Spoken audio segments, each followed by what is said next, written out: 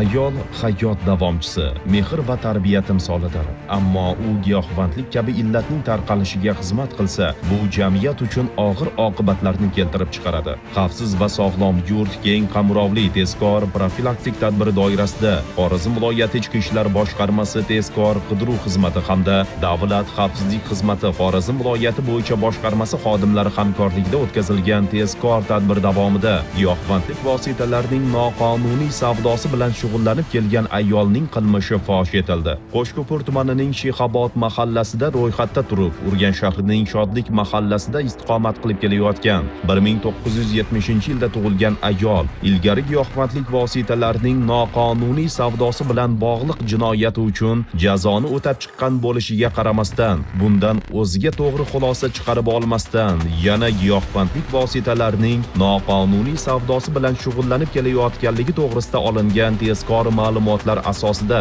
nazorat tartibidagi tadbir o'tkazildi. Tezkor tadbir jarayonida ushbu ayol nazorat ostida yuborilgan xaridorga 10 million so'm evaziga taxminan 40 gram geroin giyohvandlik vositasini qonunga xilof ravishda sotgan vaqtida ashyoviy dalillar bilan ushlandi. Shundan so'ng uning yashash xonadoni ko'zdan kechirilganda yana 60 gram geroin giyohvandlik vositasini kelgusida o'tkazish maqsadida yashirin ravishda saqlab kelayotganligi aniqlanib, ashyoviy dalil sifatida rasmiylashtirib olindi. Mazkur holat yuzasidan O'zbekiston Respublikasi Jinoyat kodeksining 273-moddasi 6-qismi bilan jinoyat ishi qo'zg'atilib, dastlabki tergov harakatlari olib borilmoqda. Ushbu ayol muqaddam ham aynan giyohvandlik bilan bog'liq jinoyat uchun sudlanib, jazoni o'tab chiqqanligiga e'tibor qaratilsa, mazkur jinoyat tasodifiy emas, balki ongli ravishda sodir etilganidan dalolat beradi. Unutmang, huquqni muhofaza qiluvchi organlar tomonidan